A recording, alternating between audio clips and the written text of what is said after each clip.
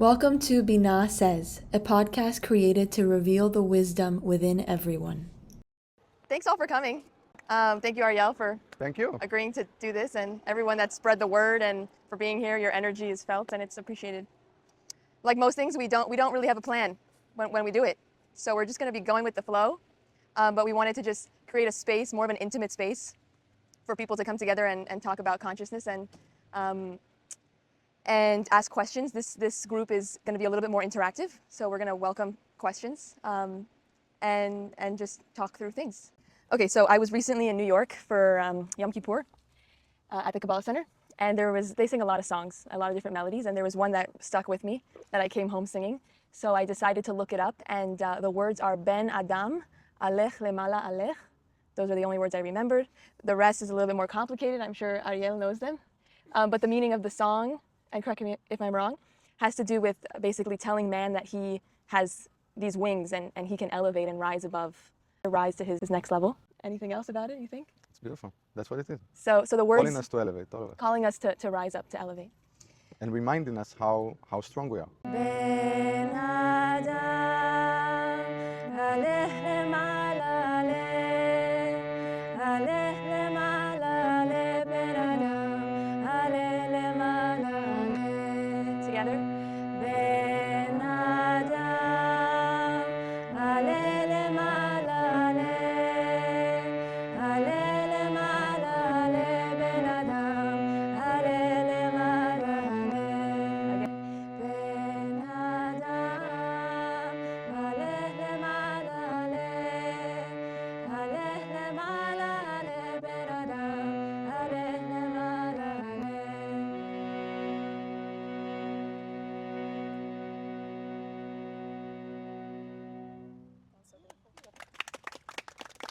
It's so interesting. Yesterday when I was walking to the Sukkot to pray, it was Shabbat, then I was thinking about this song. I was singing this song the entire way. Like Sabrina said, we don't have a plan. I don't have a plan.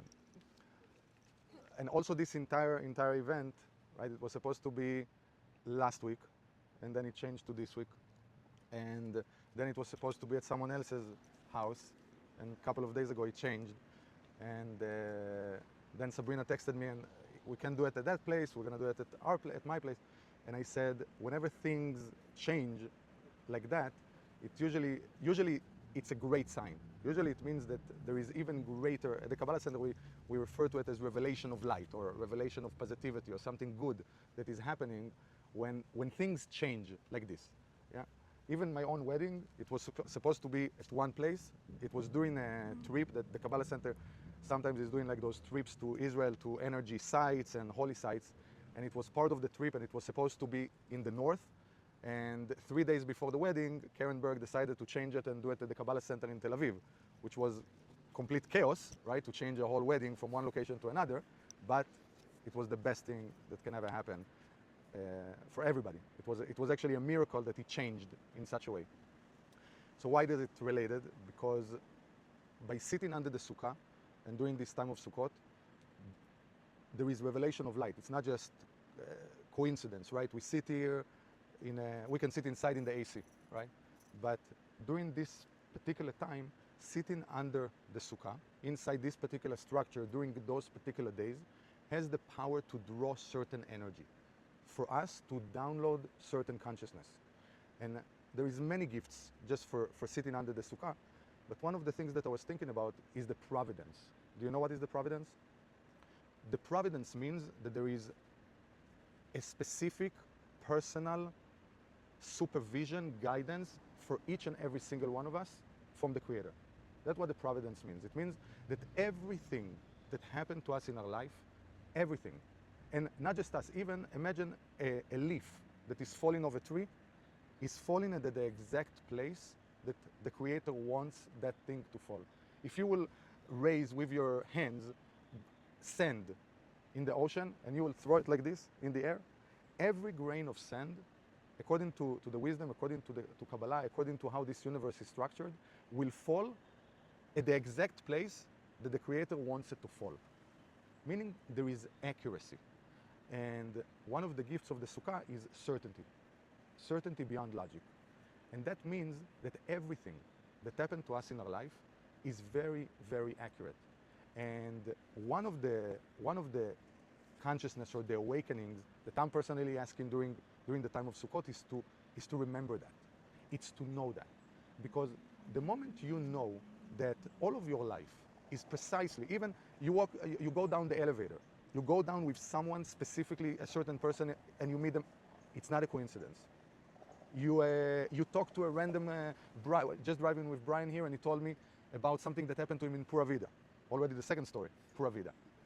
Accuracy.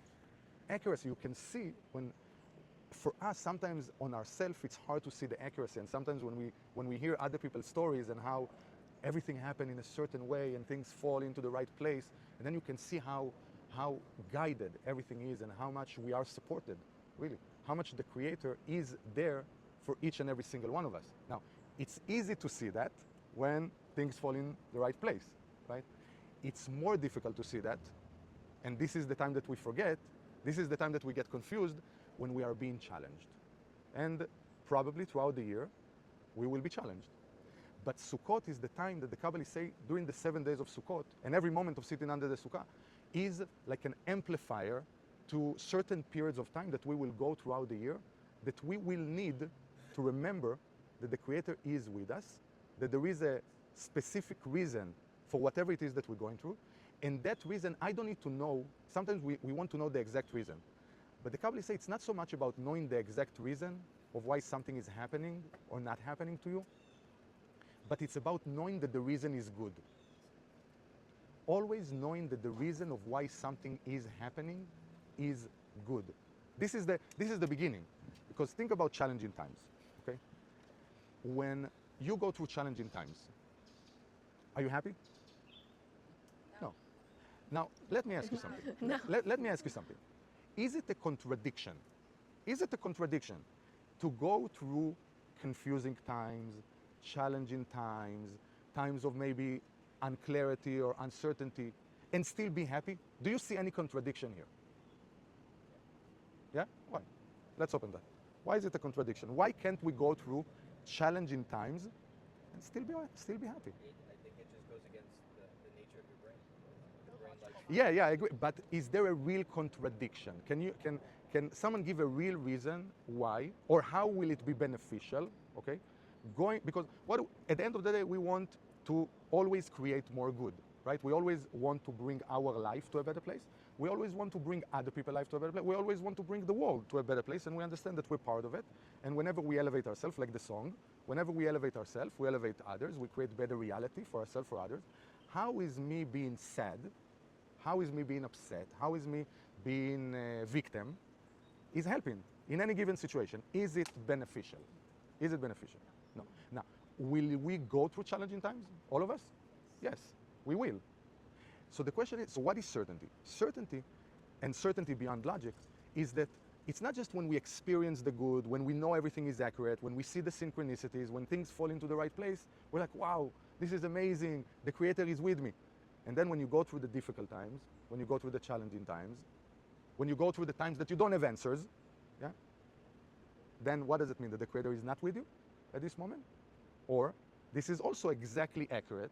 This is also something that right now you have to go through in order to receive some kind of gift, in order to learn some kind of lesson, in order to achieve some kind of growth, because life is about learning lessons. And sometimes it's the challenges. It's not sometimes, it's actually always the challenges that are teaching us, that are giving us the biggest gifts, the biggest revelations, the biggest realizations about who we are, about our strength, about life, about who we want to be, about how we want to show up. So if now sitting under the Sukkah, and during this time, during Sukkot, we say, Creator, it's a prayer, it's more of a meditation and a prayer. Creator, during the year, whenever I'm going through challenging times, I still want to see you. I still want to remember that you're with me. I still want to remember that this is also good. Now, if this is also good, why should you be depressed? Why should you be upset? Why should you be anything but grateful, appreciative, loving? Because what does challenges do? And this has to do with, there is the concept of Amalek in the Torah. Amalek is a nation that whenever the consciousness of the Israelites start to shake a little bit, they complain, they blame each other, they blame Moses in the story of the Exodus, then the nation of Amalek is attacking the Israelites. Amalek is numerical value of the word doubt. So the Torah says that there is a word that it says when the Amalek met you when you're on the journey, when you're on the path. And the word met you, asher karcha baderech, the word has few meanings. One, karcha comes from the word mikre. It is just random. It is random. It's a coincidence, right? It's a coincidence. When we start, number one, when we start thinking anything is not accurate, anything is a coincidence, something that happened to me is a coincidence, is not supposed to happen exactly as it happened, at the time that it was supposed to happen, me thinking now that what is happening is a coincidence, is random, is not accurate, at that moment, I become a little bit disconnected from the force of the Creator, from the force of light, from the force of goodness. By me injecting constantly the consciousness of everything that is happening is accurate, it's for me, it's providence, the Creator watching specifically over me. You know, sometimes we compare ourselves to other people on different things, and it's really futile. Yeah, that's the word. Futile? Futile. Yeah, like, because each one of us is a different spark of the Creator, and the Creator revealed to each one of us in the specific way that our soul needs to meet the Creator in order to do what we're supposed to do in this world. So you can see something and you have clear revelation of something, and the other person next to you have no idea what you're talking about. It's like it seems completely off to them. But you see something, you experience something so vividly, so clearly, you see it because it belongs to you. So you say, I'm doing this and this and this, other people doing the same, why they get these results and I'm not getting that? Because the Creator revealed to you in a very unique way, in the exact way that your soul needs it, and no one else in the world needs it like you need it. It's so accurate that for our mind to understand how accurate the Creator is, it's a, think about it, like just practically, how many times in your life you're like, why is this happening? This is a mistake, this shouldn't happen. Why is it happening like that? I did all the right things, I said all the, why? It's not a mistake, it's accurate. Certainty beyond logic, it's accurate. Do you know exactly why? No. The logical mind sometimes wants to understand, but why? First, know that it's for the best. First, know that it's good. First, know that you need it. First, know that it's accurate. Then, maybe, not always, maybe you'll get the clarity, why not, yeah? But first, this is the best thing that can happen. This is what my soul needs right now. And from that place, that leads to how we show up. Because this is also part of the power of the Sukkah. And Sukkot is how we show up in life. The same word karcha, which represents randomness, also represents coldness. What does it mean, coldness? It means that, in the Kabbalistic terminology, it means that the heart closes. Cold, we become cold. And then when we become cold, what does it mean, we become cold? It means we're more selfish. Yeah, like if we think about it in terms of warm and cold, so let's say cold will be, I'm more busy with myself. I'm more selfish. I'm more closed. I don't want to share so much, right? Think of warmth as something that expands and wants to give and wants to share and wants to expand love. And coldness is, I'm in pain. Yeah, things don't go so well in my life. Yeah, because it's not accurate. I don't need it.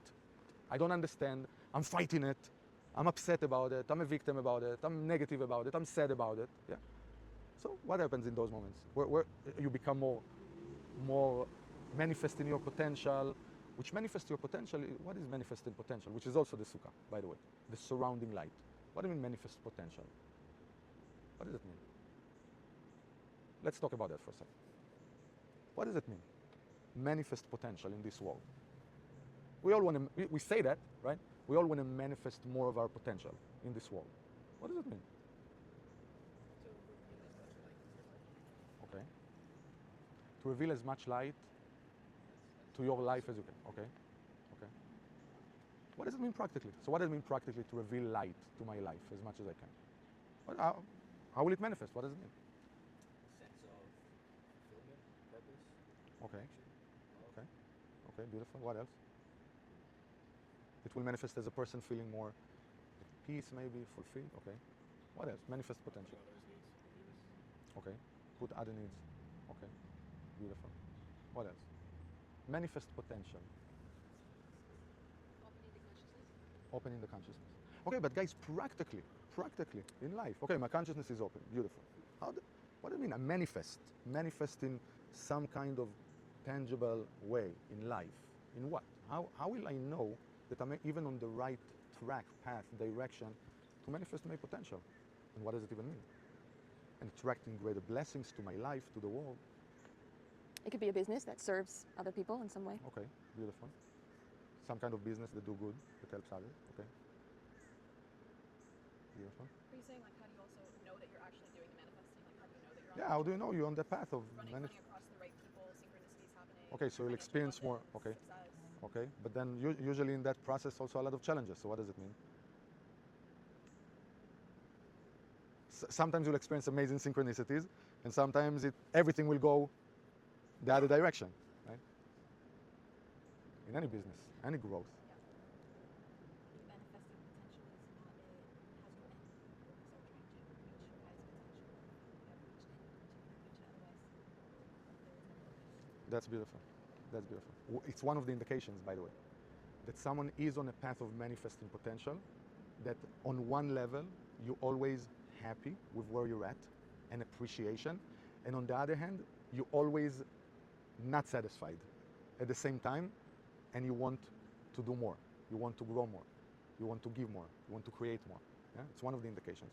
So it's been in two places at the same time. Complete appreciation to where I'm at and acceptance, and on the other hand, not satisfied at all, always wanting to do more, to achieve more, to create more, to receive more, to give more. Where I'm going with that is one of the greatest ways to know that we are on a path of manifesting potential is that you know the Creator is always with you. You know it, that the Creator is always with you. And then from that place, if you're with the Creator, you have certainty, you see the good, you're positive. What's the opposite of cold? Selfish? Giving, warm, sharing.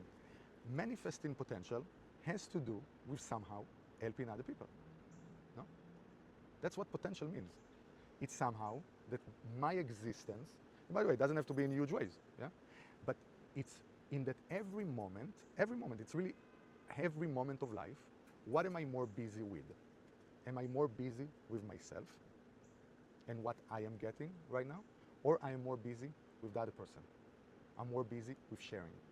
Because what's connecting us to the Creator is becoming like the Creator, becoming beings of sharing. Yeah? So in relationship, I was talking to someone, Sabrina texted me the other day, someone that texted her that they're going through like a lot of stress and if Kabbalah will help them. And I answered Sabrina that it's very hard without spirituality. Today, in the world we live, it's very hard. If a person doesn't have some kind of path, I think it's very difficult to survive. And then obviously those that are spiritual don't just want to be in a survival mode, right? And I'm just okay, but we want to be in a thriving mode, right? That no matter how much noise there is, right? We teach in the classes that it's like an airplane, that there is a storm. What does the pilot do when there is a huge storm? What do? They go up. Why? Because above the clouds, what exists? The sun. The sun still exists above the clouds. So in our reality, there is always a storm. No? You have a personal storm in relationship, you have a personal storm in business, health. There is constantly a huge storm happening in the world, right? With everything that is going on. Constantly storm. Is the sun, is the light always on? Yeah. Go above the clouds. Yeah. Now you can see the sun. The sun is still there. You can be under the clouds. You experience the storm all the time. You don't know what to do with yourself. Always something affects you. Or you're above. You're above. And then above the clouds, this is where you have free will. You make choices. You're more at peace. You're coming more from a place of fulfillment and consciousness, and you're not reactive to everything that is happening to you in life. Yeah. So the person texted Sabrina, said some spirituality. You need without spirituality. So I had a meeting with a student and go through tremendous challenges in relationship. For years and years. And no matter what he tries, doesn't work. Seems like there is love. You know, my teacher Robert says, as long as a couple is fighting, there is still hope. You know? So this couple is always fighting. Yeah? So it means there is hope. Yeah? They have little kids. Because it means there is care. It means that, as the Rav used to say, when people stop fighting, this is when you need to start worrying. Yeah, because that means they lost hope of each other. Yeah, there is no more care. There is no more love there. Yeah, but of course we don't want to be in a place that we're always fighting. We want to take it to a place that there is obviously the disagreements also have a purpose, and also the disagreements can be done with spirituality and with consciousness. So to that person, I said something very simple. I said, how can you increase, no matter what your wife is doing? Yeah, so he has complaints about the wife, she's not getting it, whatever the story in the mind of the person is. I said, how can you increase appreciation? How can you increase appreciation to your wife? Yeah, just so think about it. Make a list of little things. Send me a list of few things you can do practically, manifesting potential. Not just I'm expanding my consciousness. Yeah, I am. Your wife. What can you do to manifest your potential as a giver? Appreciation, right? Appreciation. Imagine I'm manifesting my potential in appreciation in my mind. Yeah, how nice is that, right? But if you're in a relationship and all you do is manifest your appreciation in your mind, how does it do something to the relationship? In my mind, I appreciate you. Don't do anything for you, but in my mind, yeah, I appreciate that. Which, by the way, it's good. It's a good step, right? But then also show it. Let's show it to each other, right? Let's see how we can do it in greater ways towards each other, so it's in relationship. By the way, that person texted me, we spoke after, and said, Ariel, this is the first, and he got so many advice from me, from other teachers throughout the years. Sometimes, again, they needed to go through this process, and then all of a sudden something clicked, yeah? And he started doing that, and, in ways of helping a little bit more at the house, giving a compliment, seeing, sometimes we don't even see how much the other person is doing.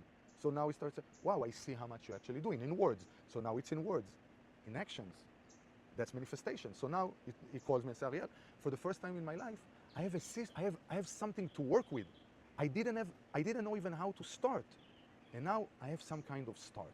Something that I can start with, and I already see that there is transformation, that it makes a difference, that now my wife is feeling different, and the attitude that she gives towards me is different. Little, right? But some kind of framework, spiritual framework, that changes everything. Sometimes it's a little thing, right? So so I think the first message was the accuracy, and then couple it with manifesting that, just not in our head, but actually thinking in what ways we can be more warm. Yeah? What do you mean more warm in that sense? Not closing ourselves. No matter how much we got hurt. By the way, let's go back for a second to that example with the person, because he already got to a place that, but she hurt me so much. Yeah? That's the Amalek, that's the doubt. I got hurt, I'm now closed, I'm now in pain, and you telling me to be more kind, and you telling me to be more appreciative, and you telling me to do more, even for the other person? Yes, because you're going into a place of coldness, closed, and whatever happened wasn't accurate, and you didn't need it, and it didn't happen exactly as it should have been, and now you close yourself up, that this is what that force is doing. There is a force of negativity, that's what it does. It makes all of us forget, and we go into that movie in our head that we forget that manifesting our potential is about going outside of ourselves. That's what potential means. It means going outside of ourselves. And now, maybe that will manifest in you breaking your fears, maybe it will manifest in you being less into yourself and more caring and thinking about other people and looking at what other people need around you. In whatever way it's manifesting, yeah? But it has to be outside of yourself, beyond you. That means you manifest your potential. And in life, the comparison, so we spoke about the comparison before. We can compare ourselves all day to other people, but it doesn't matter, because what they get is accurate to their tikkun, and what you get is accurate to your tikkun, and you will never be able to compare the two. Yeah? But what we do need to compare ourselves to is to ourselves. The battle is always within. And this is go back to what Lizette was saying, what can I do today, to be better? Now, what does it mean better? Better for others. Better for others. What can I do today that will be better for others? Maybe it's a little change in my attitude.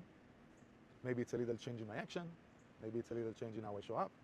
Maybe it's a little change in me pushing myself outside a certain comfort that is keeping my potential in helping other people small, whatever that is. But that's the power of the Sukkah. The potential begins with everything is accurate, and then how does everything that is happening to me now is there for me to somehow get a lesson about how I can get outside of myself and become better for other people. Now we want to do Q&A? Yeah, let's do Okay. Q&A. Anyone have a Q? Yes. Okay, meaning the more a person works on themselves and become less controlled by the ego. The ego has its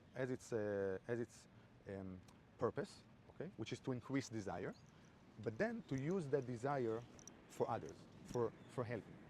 So as the more a person is able to cleanse the negative part of the ego, which we call the desire to receive for the self alone, the way that it manifests, it manifests in more relating to more people, and you can talk to more people can be receptive to what you're sharing.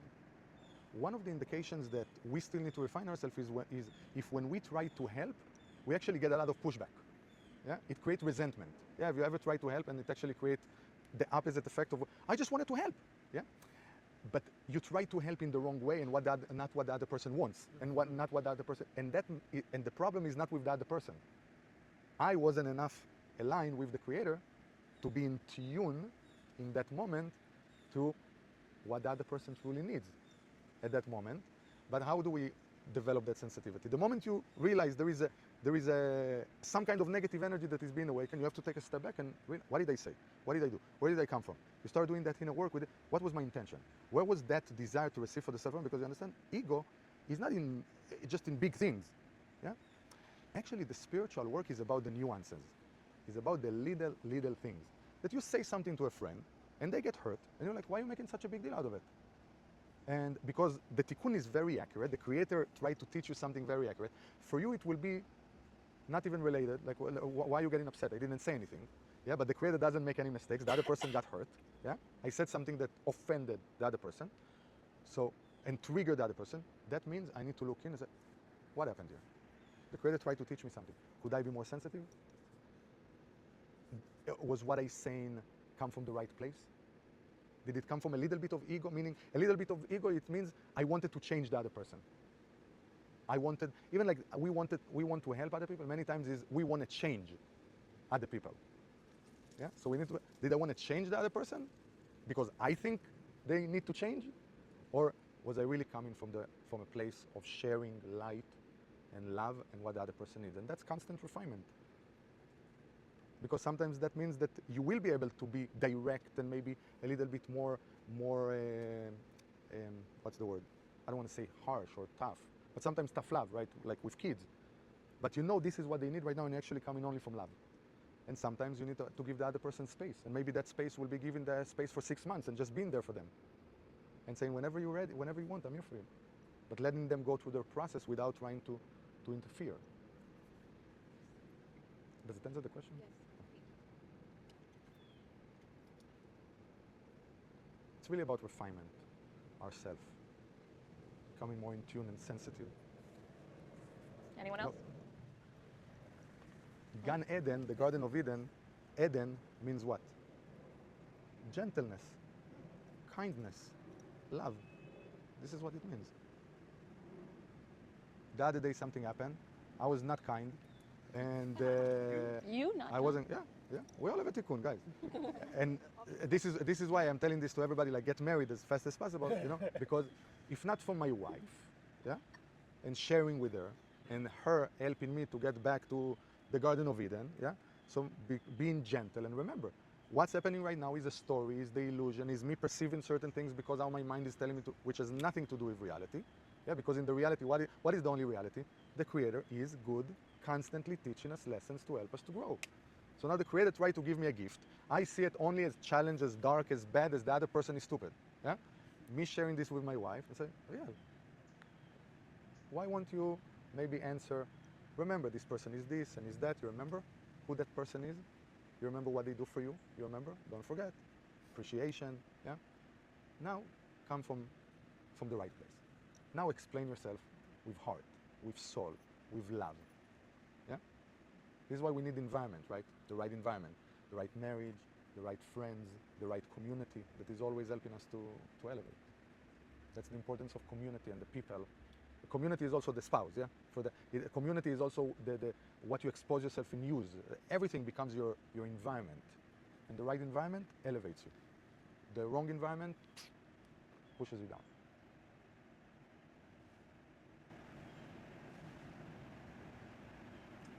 It's really, after you said this thing about the tough love aspect and all these things, brought up a situation that I'm sort of going through that brings up a question that you may have a good answer to. And it's a situation where I'm volunteering at a school. There's like 50 kids, they're in the band, and there's a band director. The kids are doing fantastic, but the band director is like just horrible. She's been horrible for 3 years, and the kids can't stand her. And I'm always in the middle trying to sort of protect them and make sure that their experience in the band is great, whatever. And now it's come to a point where she's done some things that are really bad, and I kind of have to probably go talk to administration and whatever. And I feel uncomfortable to do that because I feel like I don't want to be negative in terms of towards her in a way or whatever. But I want to make sure that the situation is improved and that the kids have a positive time and all these things.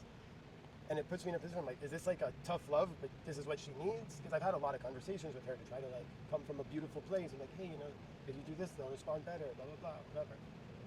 And I'm like in this tough position of like having to decide, am I going to be like a little bit more aggressive or tough in terms of going to administration or not? But it's in order to like sort of save the kids and make sure they stay in the program and enjoy themselves. So What's your position? I'm a volunteer, but what I do is I teach the kids music. I write the show, like the halftime show. I write like where they all go on the field, and I teach that to them and stuff like that. So I'm a volunteer, but I'm like sort of like the on top of the marching band. Okay. And you had conversations directly with that Multiple, person. like 5 conversations this year alone about like a lot. It's a she, right? She. Did you speak about why she's been so tough? No. Like That's what not- the actual like, Yeah. background of Yeah. why? Yeah. No. Because it sounds like you shared with her your perspective, but maybe try to see what's going on inside. What's happening inside of her? If that's how the kids experience her, you can say the kids experiencing you in a certain way. What's going on? Is everything okay? And having more of that heart-to-heart conversation, I would maybe before going to someone else, just to try to understand what the person is going through. Maybe they need Kabbalah. Yeah. No, I'm not joking. serious too, I'm not joking. Maybe It that must be. conversation can be leading towards, okay, something is going on, you know, maybe let's see what the person is going. You understand? Like just that human care. When you come from care, now you don't come to change. You don't like this is what's happening. This is the experience of the kids. I'm just trying to see if everything okay. It's not blaming. It's not judging. It's really caring for the other person. What are they going through? Yeah. Maybe that's all they know. I don't know what the answer will be, right? But the answer can be a million things. But that can open something up. We have to try, right? And see because sometimes heart to heart creates a change. Not always, but we have to try, right? As Robert used to say, how many people you need to turn on the light? One, right? If we are the one that come in, you know, again, I'm going back to my relationship with my wife. Many times, in the past, certain things were completely me being into ego and selfishness and my own tikkunes and stuff, yeah? But she was many times the one that came up first and say, you know, I'm sorry about this and that awakened within me also to say, you know what, I'm also sorry, this is what happened. Like sometimes just one person taking the first step in not being like the regular, you know, like judging or or whatever, just heart and no ego, and that can sometimes help the other person to open up. Because I think the place I have come from is not all that. It's more like, oh, I wish you would change. The kids Right. don't like this. Da da da da da. No one responds good to you need to change. Yeah. You know, doesn't Even work. if it's like gentle, it's still. No, it's still judging. You know, it's still like I know better, right? And even if you're right, and the person maybe think, oh, he's right, and maybe they do certain things, but maybe they're not exactly where they, you know, Yeah. like Just come from care. it's just coming from care. Just coming from care goes a long way. It's so nice you volunteer then. Yeah, it's a lot of fun. That's, by the way, manifesting potential. The way we look at it, manifest. How much can we truly come from that place of care, more in our life, and truly, even just pausing for 1 second and asking the Creator, how can I be the light when I'm approaching this or this situation? Just pausing for a second and meditating and asking, and maybe even talking to someone else before I'm about to speak to that person, not just anybody, but speak to someone that can help you to come from a higher perspective, from your soul. And then I'm going through this conversation. How can I make sure that I'm coming from the light, that I'm coming from the soul in this conversation, and not from ego, and diffusing my own ego, and then I can come. from a more clean place. By the way, this work is very difficult and we need each other. Nobody can do it alone. Nobody. It's part of the system that we need each other to grow spiritually. We need each other to bounce off. Like, it can be a good friend that is on a spiritual path, it can be a teacher, someone that you trust, spouse that you do spiritual work with, but it's crucial. We can do it by ourselves. Yeah. Can everyone hear me? Okay, great. So in preparation for Rosh Hashanah, there's this process that we were going through and one of them was removing space from people in our lives that we feel like we've created. And there's someone in my family where I felt as though within the last 6 years, there's been a tremendous amount of space. And so I reached out to them to see how they were doing. And this led to a couple conversations, one of which happened last night, so that's why it's on my mind. And I was coming from a place of what I thought was, sorry, I'm still processing it. There were a tremendous amount of triggers in this conversation, let me tell you, where I noticed myself having to hold back the ego. And instead of saying that perspective you had was wrong, right? Or you weren't thinking about me in this scenario, I truly had to pause and say, well, that's how you felt. And I had to pause and reflect on everything that happened was accurate, right? It was exactly how it was meant to happen. And this conversation is happening at the exact timing it's supposed to happen. And in the conversation, the other person had me go back in time and bring up emotions that I thought I had processed already. But after the conversation ended, I realized that it was still triggersome, let's say. So it caught me by surprise. And I'm sitting with these emotions now, trying to internally understand them. And it made me actually immediately want to create more space between the other person. That was like my instinct, like, oh, this is not good, Sabrina. This was triggering. Let's go back to the space. But then the awaken, like then the soul in me said, now is the time to actually awaken even more compassion for the other person. So it's tricky. But that's where I'm at now. What did they trigger? Who's that person for you? A cousin. Okay. What did they trigger? Well, at the time, the situation had to do about self-worth. And What was their message to you? well, their message to me was, you're not worth much to me. You were at one point, and now you're not worth much. So it taught me one of the greatest lessons that I've come to learn, which is that I know my own worth. And I won't settle for anything less than what I know my worth is. That was the words? What their exact words were, no, but it was, I mean, there was an offer on the table, and then the offer was adjusted based off of a realization they had, a devaluation of my worth to them. And then some hurtful words were used, which they apologized for now, which was interesting, actually.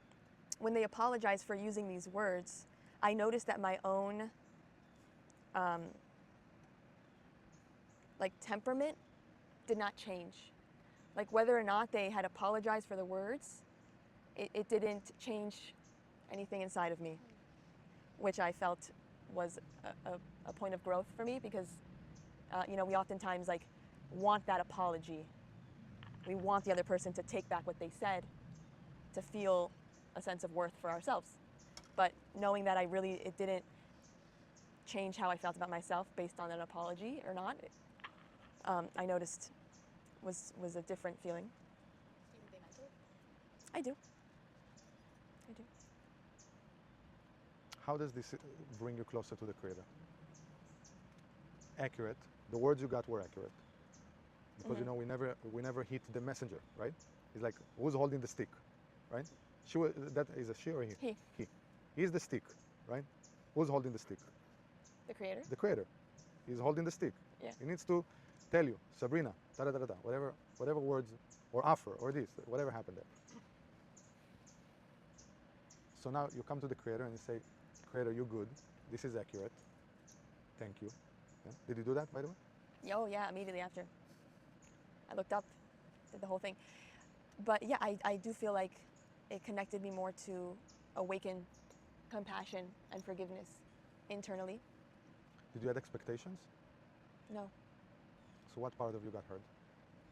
The part of me like that had to physically go back and put myself in that position.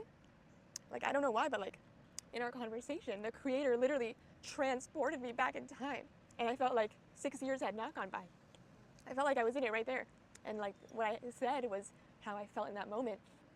But then how I ended the conversation was, I said, truthfully, I look at that experience we had with so much gratitude because it made me who I am today. And I love who I am today.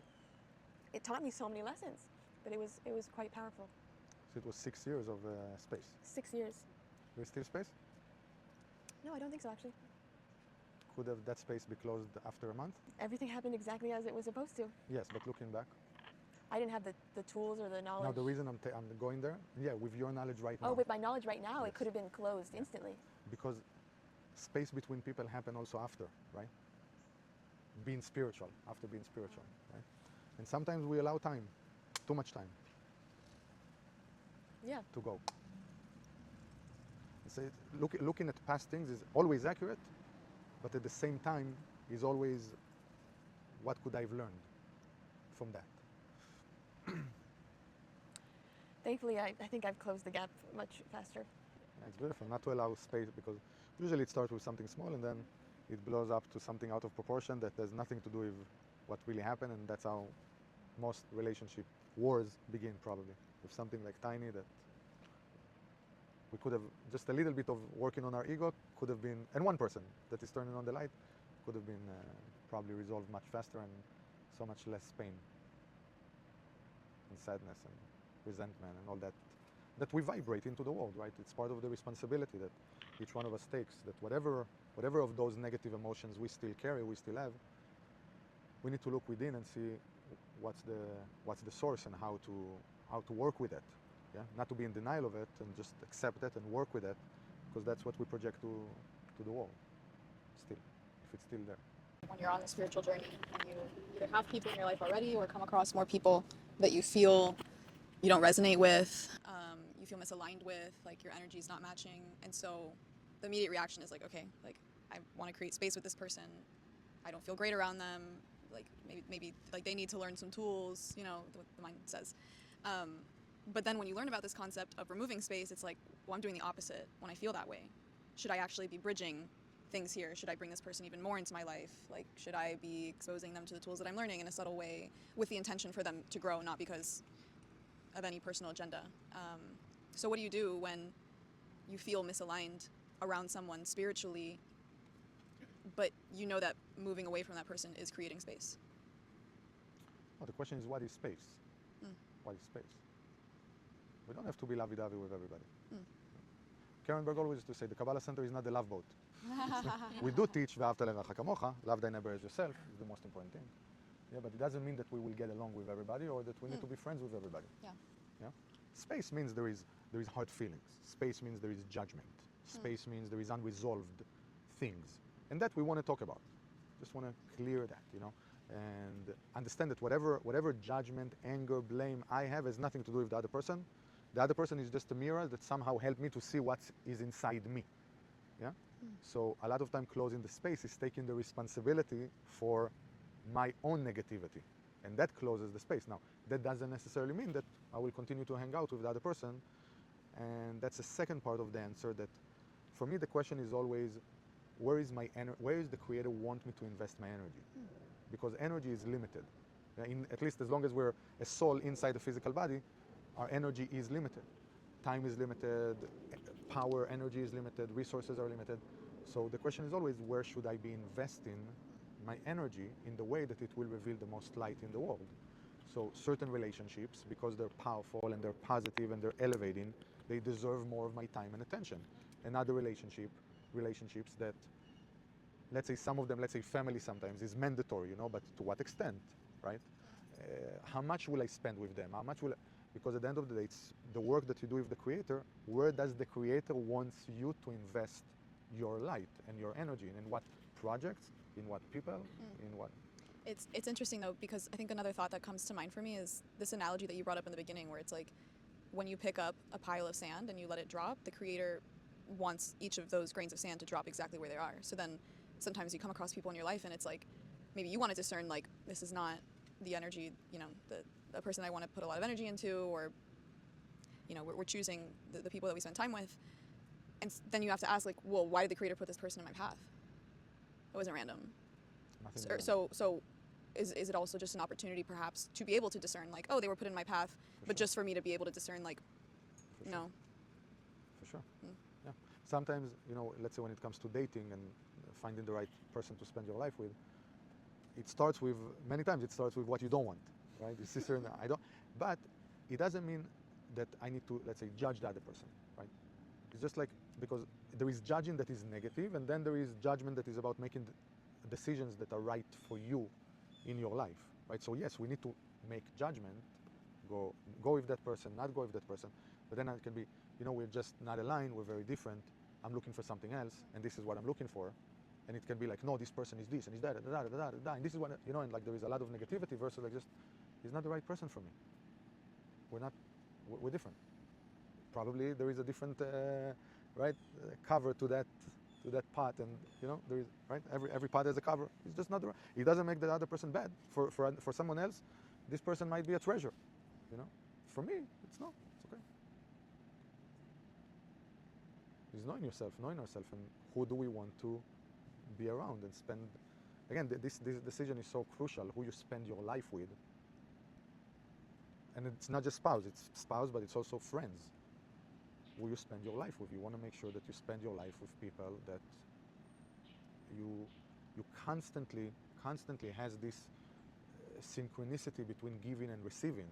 Yeah, that you give and you receive. You give and if there is certain relationships that it's more about giving, and there is no receiving, nothing in return for a lengthy period for some period of time, then you say, it's okay to say, I'm looking for people that will have give and take with, give and receive. Yeah? There must be that synchronicity. You're not going to be marrying someone that doesn't constantly give you back. That you're just giving, and the other person just receiving. Right. It's not going to work, Yeah. right? So that's what we're looking for, right? In all the relationship, we look for people that you give, right? A lot of times there is those relationships that there is one side giving more, making more effort, and then it's either a conversation, what's going on, like, no, I can do it, what's going on, is everything okay, I see that you're going, and then maybe there is change, or just the creator is telling you right now, invest your energy somewhere else, it's okay, it's... Yeah. But Look, there is always like us being aligned, Yes, sometimes when something is uncomfortable, to do it just because it's uncomfortable, yeah? There is truth to that, right? Like I see the person calling, I know they want to, I don't want to answer this, okay, I'll answer anyway, right? Just to go outside of comfort zone, right? So it's always, this way, Rav Ashlag used to say that spirituality is so opposite of religiosity. Religiosity, you have all the answers. Do this, you're a good person. You're doing what the Creator wants you to do. Spirituality is exactly the opposite of that. Every moment is different. You never know what you need to do. You always have to ask the Creator. Always. Always have to talk to the Creator. Am I okay right now? Am I doing what you want me to? Like, it's constantly like refining your connection with the Creator, so you can be more aligned and invest your energy. At the end of the day, we want to invest our energy in the places that will create the biggest light in the world, will make the biggest impact. So that's what we ask the Creator. Is me now putting all my energy now in that conversation? Is what you want me to do right now? Which is one of the, actually it was in Sukkot, if I remember correctly, and Michael Berg was in one of our offices in LA, and we were talking about what does it mean to be really successful or manifesting potential. And one of the answers, and it's not it's practical, but it's not practical, it's more like a consciousness answer, is how do you know you're successful? Is you're doing more what the Creator wants you to do. And how do you know what the Creator wants you to do? You don't. So it's like, so you always ask. By always asking, God, I want to do what you want me to do. God, please guide me. God, Creator, please show me where I need to be, where I need to be. Just asking that all the time, more of the time, yeah, that's part of being successful, yeah. That you constantly asking and talking to the Creator. Where should I invest my energy? Where should I put my time in? I want to be aligned to it. And sometimes you feel the other person they got what they need, or you feel now it's becoming like an energy. It's funny, we had the same conversation yesterday, similar. Sometimes you feel it's becoming a little bit of an energy taking, right? Like you feel the other person sucking the energy, forgive me for lack of a better word, and then it's not anymore about giving. Now it's about you protecting your energy, and by doing that, you're actually helping the other person, because they're coming from a taking place.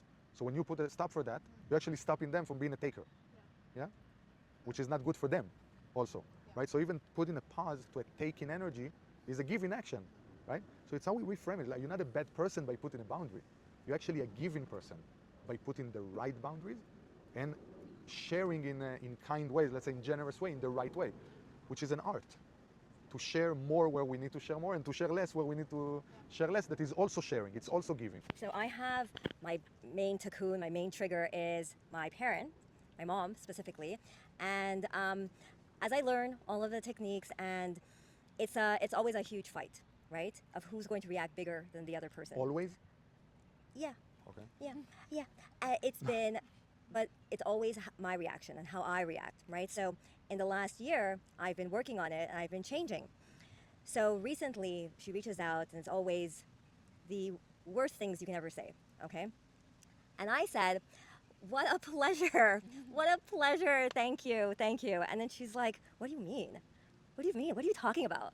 I say nothing. I just let it be. And then I'm like, you know what? I know you mean so. Everything you're saying is for my good, because if it wasn't for my good, you wouldn't be saying it. So I know you're coming from a place of love, and you love me, and that's why you're saying it. And you know what? I love you, and thank you so much. And she's like, are you being sarcastic? So her reactions were getting even more triggered. And I'm not reacting at all. I'm like, it's okay. It's for me, because it keeps coming up. It's always, getting rid of friends. We can do this. But when it's your parents, they're not going anywhere, right? So it's us that we have to change. And it's me that I have to change my reactions all the time. And it's always a different level, because we got so used to this like fight between each other of who's right and who's wrong. And this time, when I said that to her, I think she thinks I'm mocking her. Honestly, I don't think she thinks it's coming out of a place of love or from me. I'm doing this for myself and my growth, because she's just like, oh, you're just being sarcastic and you're just like, belittling me. So I just say nothing, because I have nothing else to say after that, because I'm still processing it within, right? Whatever comes out of here is one thing. Whatever's going on in my body after is something else, right? So that has been a huge challenge for me. I feel I'm getting much better, right? I'm getting much better. How often do you talk? Not often, but the little amount that we speak is horrible. It's never constructive. It's never beautiful. It's never, thank you. It's never on all levels. It's always, why? I'm like, okay, I expect it. I have no expectations. I used to expect for as I change, she would change. See better. Don't say that. But she doesn't. And it's okay. It's okay. It's her growth. It's my tikkun. I have to learn from it, because it triggers me every time. So, yeah. It sounds like you're making huge progress. Yeah, but it's never received well, because she was just like, what are you talking about? And are you being sarcastic? I just let it go. I said nothing. Were you sarcastic? No. Did you tell her? No, because I'm just like... Tell her. No, mom, I really mean it. You can say, I'm learning the spirituality. I'm working on myself. And I want us to have I listen to you. I listen, and what you say is, I'm listening to it. I'm taking it in. I'm thinking about it after. Thank you for telling me what you think. I really like something like that. We don't need to be over. Not to be too over. Not to be too over with our spirituality. Yeah. But I'm working on myself. It seems like we many times we go to like a place of like arguing, or what? How would you call it? Arguing or blaming? No, judging? it's like speaks down to me, and it's like I just need to About listen. you. She's saying things about you. Yeah. And how you used to react in the past. Like reactive. Tell her about her. Yeah. You this, you this. I have my This is feelings. That's not. How yeah. can you say that? Like, Okay. Okay, so reactive. mom, I'm working on myself, and I'm trying to look at it from a different place. I'm on a path of transformation and growth, and I'm still processing. I'm in that process, yeah, and we don't always have to have all the answers, But even just sharing sometimes with someone, I'm in a process of transformation. I don't have the answers. I just know that right now I want to do something different, and instead of like the way we always been doing at it doesn't work for me so well. I want to try something different. Just kind of following up with the intergenerational, not trauma, but just the struggle. My mom's biological father was murdered at a young age, so I feel like I've kind of had to take on a role where I have to provide her like a sense of like stability sometimes. So I was wondering, what do you do in that situation? like when you have to become a parent to your parent. That's how you feel, that you, Yeah, sometimes. Not all the time, but how does it manifest? Like, in what? emotional outbursts, I would say. Like if I can't meet a certain obligation of being somewhere at a certain time, she gets very like insecure about that. Does it hinder you from living your life in Yes. some way? Like self-doubt, stuff like that. Certain things you want to be doing and you're Yeah, not like, doing if them? I'm not because- doing this to make her happy. Like, am I a bad person? So that is a distraction to things I want to do. What is the creator? What do you feel Um, in certain situation, let's say when you feel like you're doing something that you don't want to do, but you just do it because she really demands it? I know that's not good for her, obviously. How would it feel for you to sometimes put a boundary? Painful. But you had that desire sometimes, like to say no? Yeah. Have you ever done that? Recently, yeah, there was a family engagement that she wanted me to attend, but there was something that was more important to me that I already made a commitment to. And I think she like repeatedly says, "Oh, are you gonna come to this event? Are you gonna come to this event?" And like after the sixth time, I'm like, "This is not a logical thought anymore. This is like an emotional conversation." So And what happened after you didn't go to the event? no, it's coming up in a few weeks. But you said you're not going. Yeah, I said I'm not going. And how is she doing? She keeps asking like if I'm still gonna go. Okay. And how are you responding? I told her like I already made an obligation. I can't make it this time. Is it triggering you still? A little bit, no. What? No, it's still What's the- triggering like self-doubt. Like maybe I should be doing this. Maybe I'm not making the right decision. Was You're that? still going to go with it, not it- go to the event. Not going to that, yeah. See how it feels after. Really, see how it feels. See what happens to her. She'll be okay. She'll be okay. Because respecting our parents is not always doing what they tell us to do, necessarily. It's just treating them with human dignity, with love, with kindness. They brought us into this world. And there are channels, really. Like any separation between a child and parent is really separation between us and certain channels of light. Father represents certain light when it comes especially to prosperity and abundance, mother, relationship, emotional, feeling supported, many things. But so when we have negativity towards our parents or with our parents, it blocks certain channels. Okay, so we always want to clear that, yeah? Work on that because that's personal. The fact that she's the way that she is, it doesn't. She's not the cause of your triggers. The cause of your triggers is your tikkune. It has nothing to do with your mom. Your insecurity or self-doubt, she's just triggering that. She's giving you an opportunity. So you can continue being very respectful as you are, and loving, and kind, and patient, and allowing her to ask a million times and still be, Mom, I'm sorry, and still be kind and not be angry with her or disrespectful or judging her for where she's at, right? You can still do all those things, still be very respectful, still maintain your connection with the channel of light that is your mom for you, and still in certain times make decisions that maybe she's not going to be happy with. And she will need to either do something with that or not do something with that.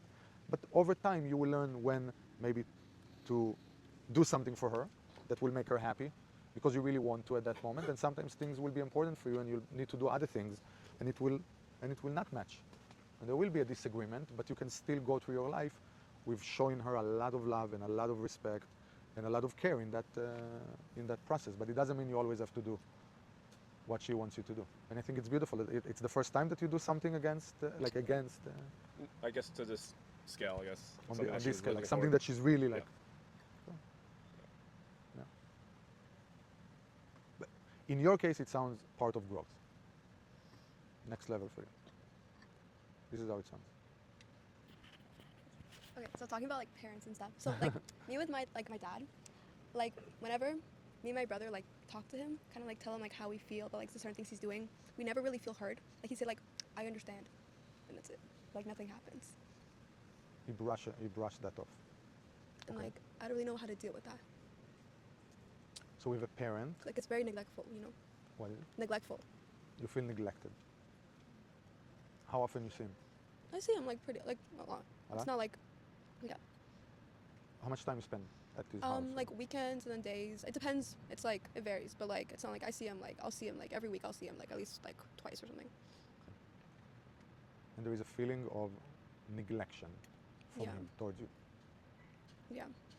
And like whenever I say like how I'm feeling, and like I try to talk in like the most like conversation type way. Like I don't want to be a fight or anything. Like I'm not doing that. So like talking like as a conversation, he would respond as a conversation, and he kind of like mirrors what I'm doing. But then when I say like how I feel, he'll kind of just like he'd be like, okay, I understand, or I hear you. I'm like, obviously you hear me with ears. It doesn't like he doesn't do anything, you know. So in his words, it seems like he's acknowledging, but Yeah. he's not changing. He's not following through Yeah. with different action. How old are you? 16. So within you, it triggers that feeling that you're not seen, Not yeah. not seen, Not seen, heard, not heard. Yeah, exactly. not cared for by him. Yeah, and then he'll say like, oh, I love you, I care for you, whatever, whatever. But like you don't actually do anything. So like, do you? What does he do for you? What does he do? I mean, he brings me to. I have like a lot of events that are like around Miami, and sometimes they're far. So he'd like drive me and my brother to them. Very helpful with that. He'd like buy me like groceries and stuff, or like whenever I need like buy my Halloween costume, you know, things like that.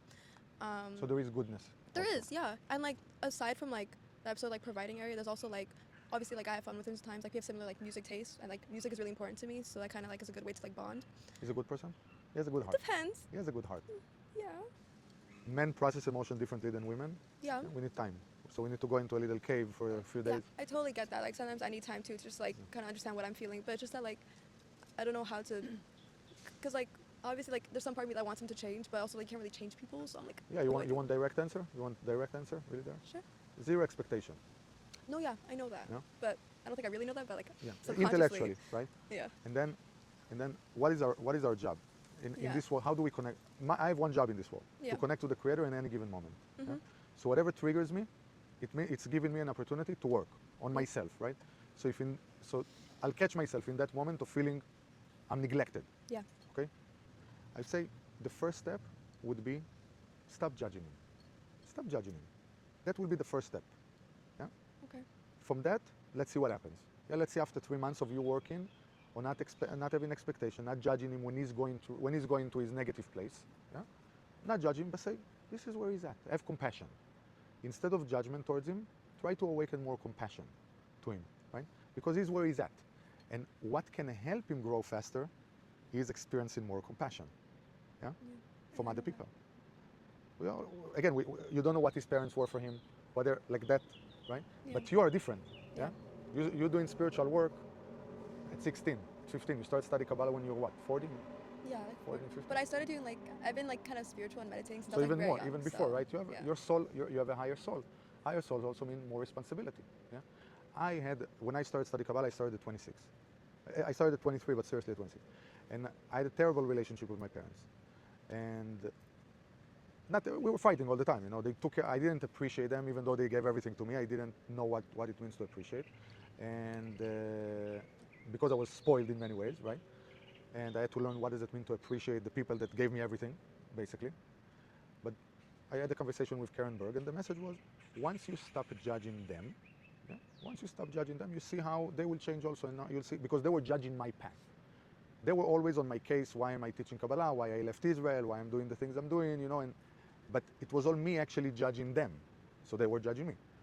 So when I stopped judging them, they started to accept me, and we started having like a more normal conversation, and it wasn't like always fighting with each other, you know. Yeah. It But became more. isn't that way kind of just like neglecting like what they were doing? I'm sorry. Like when you kind of stop judging them, isn't that kind of just neglecting what they were doing? Like kind of just makes it like okay. Who am I to change them? Who am I to say that where they're at is not where they need to be?